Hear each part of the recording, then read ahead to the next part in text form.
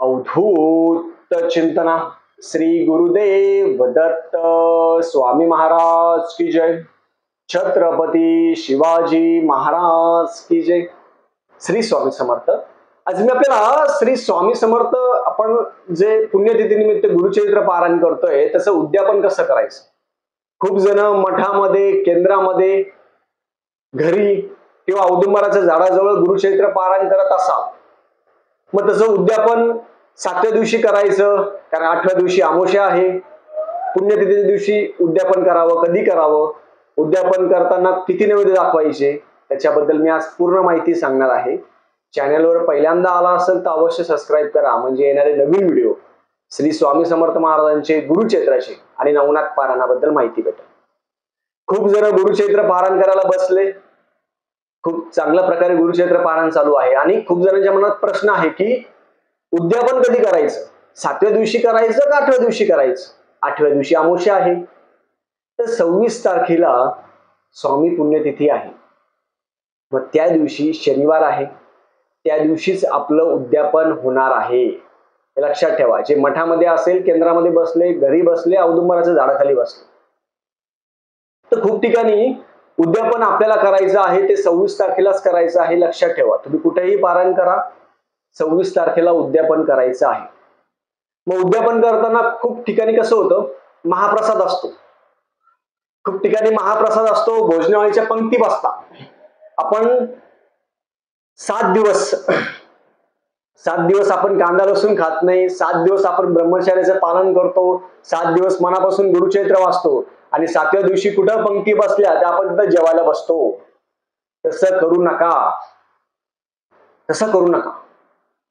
जेव्हा समजा मग केंद्रामध्ये प्रसाद वाटत असेल, शिऱ्याचा प्रसाद असतो, तो शिऱ्याचा प्रसाद घेऊन यायचा, घरी घेऊन यायचा।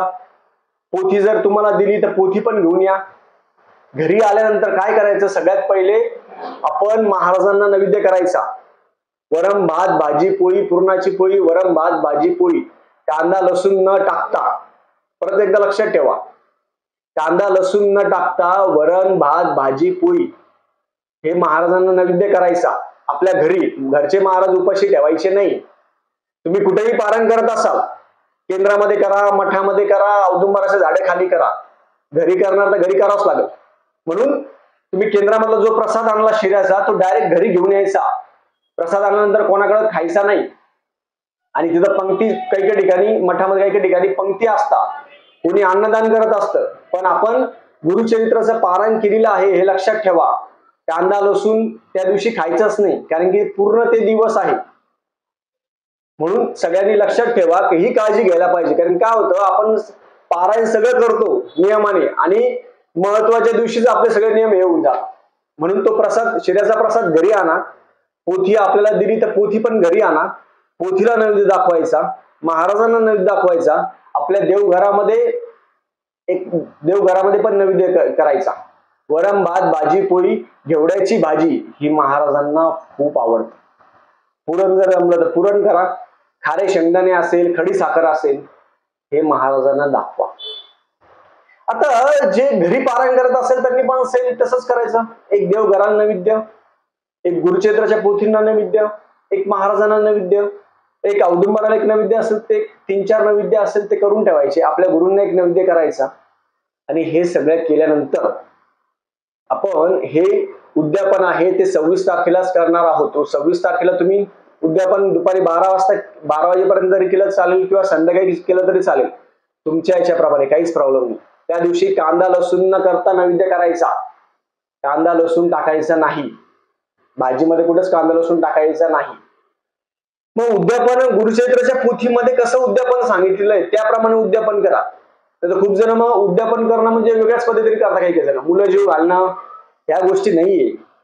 पोथी जर आपण उघडली, पोथीमध्ये काय दिलंय की सवाष्ण ब्राह्मण जीव घालणं।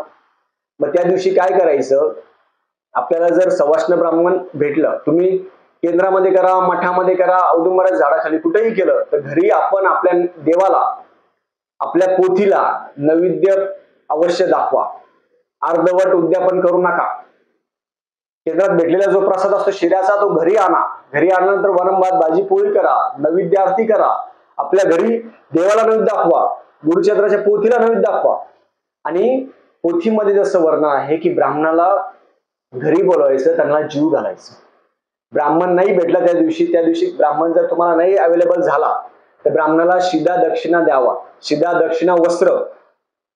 दक्षिणा वस्त्रदान हे ब्राह्मणाला द्यावं. त्यांना घरी नेऊन द्या किंवा घरी बोलवा, त्यांचं पाद्यपूजन करा. ब्राह्मणाचं पाद्यपूजन करायचं, त्यांना गंध लावायचं, पाद्यपूजन करा. शिदा दक्षिणा वस्त्र ब्राह्मणाला द्या आणि नंतर तुम्ही नैवेद्य आरती करून तुमचं जेवण करू शकता. हे उद्यापन करण्याचं आहे. त्याप्रमाणे आपलं उद्यापन होतं. आपलं 7 दिवस आहे, 26 तारखेला उद्यापन होतं. उद्यापन झाल्यानंतर आपलं तो दिवस आणि ती रात्र, त्या रात्री पण ब्रह्मचर्याचं पालन करायचं. 27 तारखेनंतर तुम्ही तुमच्या मार्गाला मोकळे. 27 तारखेनंतर तुम्ही बाकी जे नियम असतात ते नियम सगळे आपले बंद होऊन जातात. 27 तारखेपासून सगळे नियम आपले सुरू होऊन जातात. बाकीचे नियम आपण करू शकतो. मग याच्यामध्ये ब्राह्मणाला शिदा दक्षिणा आणि वस्त्र द्यायचं. शिद्यामध्ये ब्राह्मणाला 2 माणसं जेवतील याप्रमाणे ब्राह्मणाला शिदा असेल, सप्तधान्य शिदा असेल, तेल असेल, तूप असेल, काही काही ठिकाणी भाजीपाला असेल, ते ब्राह्मणाला दान द्यायचं. अन्नदान कमीत कमी 2 लोक जेवतील त्याप्रमाणे शिदा द्यावा, दान करावं. संकल्प करायचा, हातामध्ये पाणी घ्यायचं, गंध अक्षता फुल घ्यायचं, तुमचं नाव घ्यायचं, गोत्र घ्यायचं आणि म्हणायचं की आम्ही श्री स्वामी समर्थ महाराजांच्या पुण्यतिथीनिमित्त गुरुचैत्र पारायण मठामध्ये केला असेल, केंद्रामध्ये केला असेल, औदुंबराच्या झाडाखाली केला असेल, घरी केला असेल, या काळामध्ये आम्ही संक्षिप्त गुरुचैत्र केला असेल, दुर्गा सप्तशती किंवा जप केला असेल किंवा स्वामी चैत्र केला असेल, या सगळ्यांचं दान आहे, आम्ही आज करत आहोत असं म्हणून पाणी सोडून द्यायचं आणि ब्राह्मणाला गंधाक्षता फुल लावून त्यांना दान असेल, दक्षिणा असेल, सप्तधान्य असेल, वस्त्र असेल. आता ब्राह्मणाला वस्त्र द्यायचं म्हणजे काय द्यायचं, खूप जणांना प्रश्न असतो, म्हणजे पूर्ण माहिती सांगतो मी. ब्राह्मणाला सवळ द्यायचं कधी पण घालायला. धोतर असेल, सवळ असेल, लुंगी असेल, जे ब्राह्मण घालू शकता हे तुम्ही ब्राह्मणाला दान देऊ शकता. एवढ्या गोष्टी जर केल्यानंतर आपल्याला गुरुचैत्राचं पूर्ण फळ आपल्याला भेटत असतं. खूप जण म्हणणार दादा मग आम्ही लहान लहान मुलं जीव घालतो, आम्ही ह्या गोष्टी नाही चालत. खूप जण म्हणणार आम्ही मंदिरामध्ये इथं दान देतो, असं करतो. नाही, मी ब्राह्मणाला गुरुचैत्रामध्ये वर्णन आहे, जे गुरुचैत्रामध्ये आहे तेवढंच आपण करावं, ही अशी ह्या गोष्टी मला पटतात. मी पण गुरुचैत्र पारण जेव्हा करत असतो तेव्हा ब्राह्मण जोडप्यांना घरी बोलवतो, त्यांचे पाद्यपूजन करतो, घरी दान दक्षिणा जेवण देतो. ब्राह्मण जर नाही आले तर त्यांना शिदा द्यायचा. शिदामध्ये सप्तधान्य द्यायचं, 1.25 किलो सप्तधान्य असेल, त्यांना वस्त्र द्यायचं, धोतर द्यायचं, लुंगी द्यायची, त्यावेळी टोपी उपरणं असेल, सवाष्ण असेल तर तिला पीस द्यायचं. हे आपल्याकडून दान व्हायला पाहिजे. कारण की असे खूप जण आहे की त्यांचा जीव जात नाही. असे 1-2 सेवेकरी ते म्हणत होते की दादा आमचे 1-2 जण वयस्कर आहेत, त्यांचा जीव जात नाही, खूप मोठी प्रॉपर्टी आहे, सगळ्या गोष्टी आहे, पण त्यांचा आत्माच जात नाही, त्यांचा जीव जात नाही. तर त्यांना म्हटलं की त्यांच्या हाताने काहीतरी दान करा, कारण की आयुष्यभर कधीच दान केलेलं नसतं. त्यांच्या हाताने दान करा. मग त्यांनी जेव्हा दान केल्यानंतर त्यांचा जो आत्मा आहे तो मोकळा झाला. म्हणून जन्म मृत्यू आपल्या हातात नाहीये.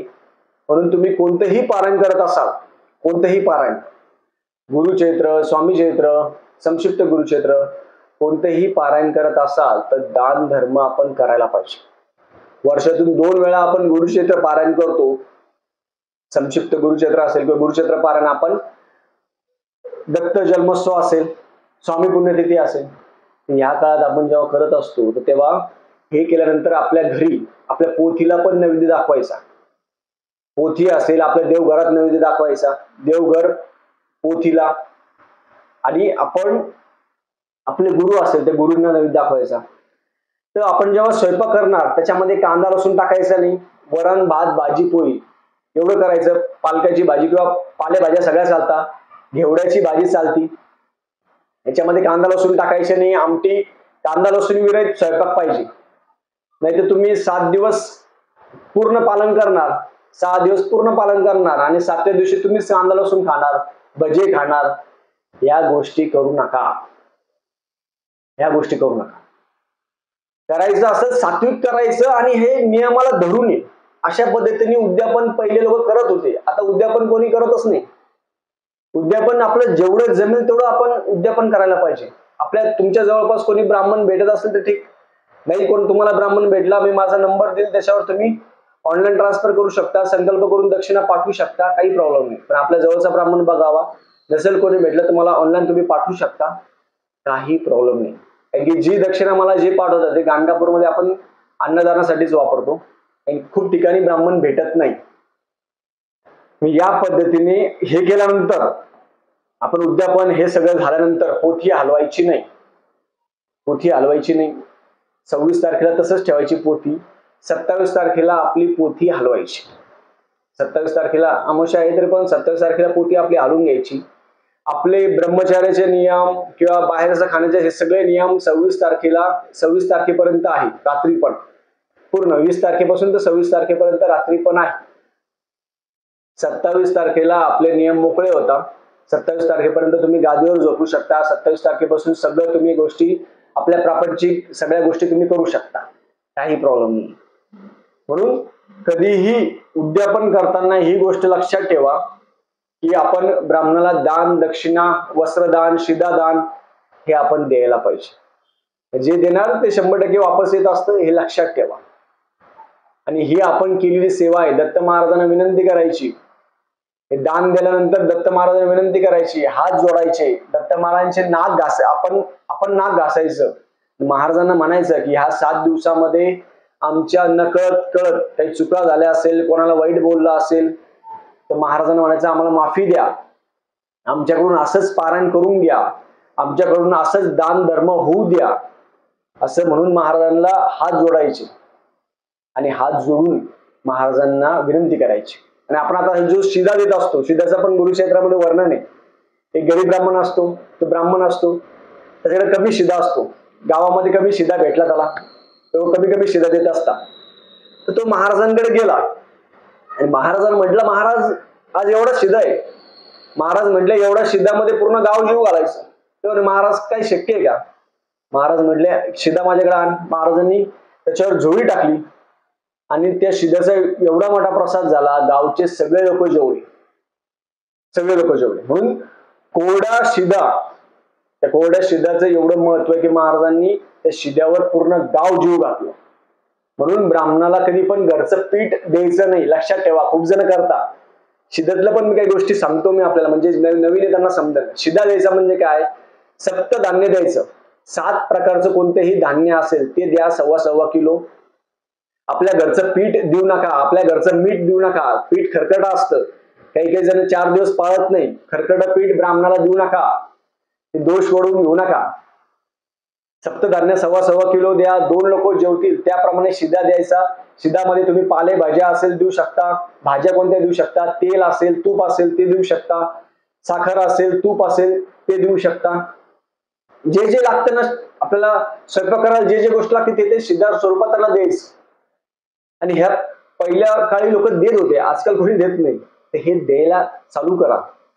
परत वस्त्र असेल, वस्त्रामध्ये पण त्यांना देऊ शकता.